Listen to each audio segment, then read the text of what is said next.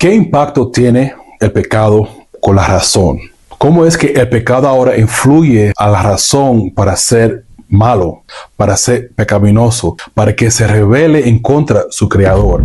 Hoy le quiero hablar sobre ese tema y también le quiero presentar que eso es el corazón de la apologética de Cornelius Van Til. Aquí vemos cómo Van Til se separa de muchos apologistas cristianos. Aquí vemos dos cosas. Primero, influencia de la teología reformada en la apologética de Cornelius Van Til. Y aquí vemos, número dos, la razón por que Van Til hace su apologética de ese estilo y que se separa de todos los otros apologéticas que vemos en el mundo. Ese es el punto. La razón y el pecado. ¿Y cuál influencia tiene el pecado?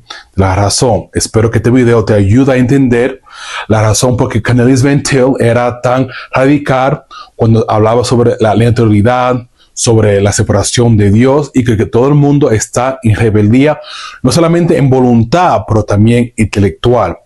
Cornelius Van Til dice que el problema del ser humano no es la falta de evidencia, sino la corrupción del corazón y de la mente. El hombre caído no usa la razón de una forma neutral, sino de una forma en rebeldía. La razón es una cosa que Dios nos ha dado a nosotros para ayudarnos a conocer el error con la verdad, o en otras palabras, distinguir qué es verdadero y qué es error. Un ejemplo, yo me recuerdo cuando era chiquito, mi mamá siempre me gritaba, no te sientes en la mesa, porque ahí nosotros comemos. Entonces, la razón me ayuda a mí para distinguir que es una silla para sentarse y que es una mesa para comer o para poner los platos de comida. Entonces, la razón me ayuda a distinguir que el error es sentarme en la mesa y lo correcto, verdadero, es sentarme en la silla para comer. Entonces, la razón es un regalo de Dios que nos da para que nosotros podamos interpretar el mundo y vivir de acuerdo de este mundo que no haga caos. Pero también tenemos que entender una cosa muy clara y muy importante. Escucha esto. La razón no fue creado para ser independiente de Dios. Fue creado para depender de Dios. Aquí está la separación y el punto clave de la apologética. Muchas personas piensan que la razón es dependiente de Dios, que yo no necesito Dios para tener razón y para razonar. Pero aquí está el corazón de la apologética de Van Til. El propósito de la razón es para poder interpretar el mundo. Es para coger lo que nosotros llamamos la revelación general y mirarlo e interpretarlo para la gloria de Dios, para reconocer primeramente que Dios existe y que Dios es creador y que yo soy una criatura de Dios. Yo no soy el creador, yo soy la criatura de Dios. El conocimiento humano no es independiente, depende del conocimiento divino. Dios es el punto de referencia. Cuando usamos la razón fuera de esa dependencia, estamos declarando nuestra independencia de nuestro creador. Es una forma de rebeldía intelectual. Todo hecho en el universo grita que Dios existe.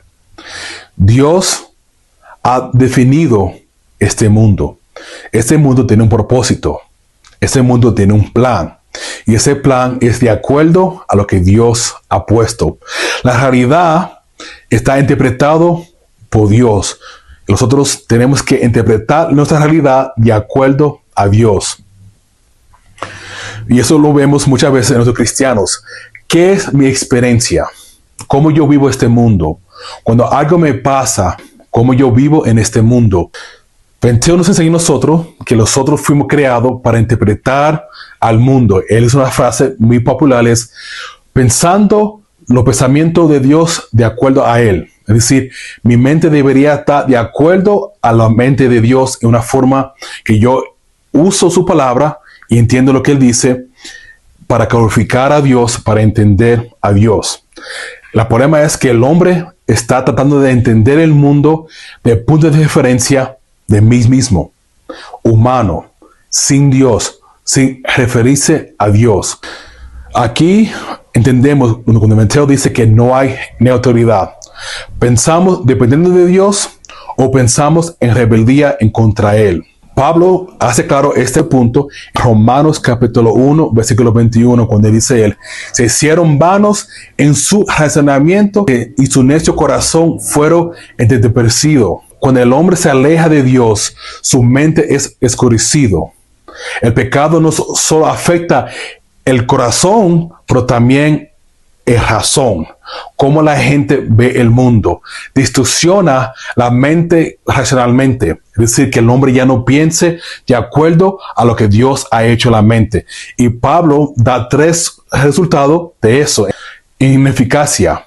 La mente ya no cumple con su propósito de conocer a Dios. La mente fue creada para reconocer que yo soy una creación, no el creador. Dios es el creador. Dios define este mundo. Dios da propósito. Dios da significado. Número 2, vacío. Se llena de pensamiento, pero sin comprensión. No entiende lo que está pasando. Jesús se llena de mucho conocimiento, pero está vacío. No hay nada, no hay comprensión. No entendemos por qué vivimos. No entendemos cuál es nuestro propósito. Cada persona está buscando su propósito, pero lo está haciendo sin Dios. Número 3, destrucción moral. El error intelectual se convierte en una rebelión moral. Por eso Mateo dice que el intelectual es moral. Yo tengo que vivir bien para pensar bien. Si yo no pienso bien, no voy a vivir bien. La razón debería estar sujeto a la cosmovisión de Dios y el cristiano. El hombre, cuando trata de resolver los problemas de este mundo sin Dios, solamente queda dos resultados. Número 1, falsa esperanza. Ojalá que mi vida sea mejor, pero no tengo la seguridad que mi mundo o mi vida va a ser mejor. Cuando una persona tiene falsa esperanza, vive confundido, como dice Santiago capítulo 1. Están como un barco en el mar, de aquí, de para allá. Ahí entra el segundo resultado. Termina, como dice Friedrich Nietzsche, nihilismo, es decir, sin esperanza, sin propósito, apagado, no sabe qué hacer. Cuando el hombre intenta el mundo sin Dios, siempre acaba en confusión. Aquí entra el corazón de la apologética reformada. El incrédulo no rechaza a Dios por ignorancia, sino por rebeldía. El hombre se rebelde en contra de Dios. Por eso que Pablo dice en Romanos capítulo 1, versículo 18, que el hombre se oprime la verdad con injusticia. Es decir, no porque a ellos les falta de evidencia, es que ellos no quieren aceptar la evidencia. El problema no es la falta de evidencia, es el rechazo a la evidencia. El hombre sabe que Dios existe. Él sabe que Dios es real, pero lo niega. Aunque toda la creación grita que Dios existe y da testimonio de su existencia, el cielo, el conocimiento, la razón misma, todo apunta a Él. Pero el corazón rebelde lo tapa. ¿Cuál es nuestro trabajo como apologista? No probar que Dios existe ante un juez neutral. No permitimos que el hombre determine que la evidencia que yo le traigo, si es real o es no real. Cuando una persona está hablando con nosotros y tú ves su pecado, tú dices, ¿cuál es la razón por que tú amas a ese pecado? ¿Cuál es la idolatría que ellos están adorando?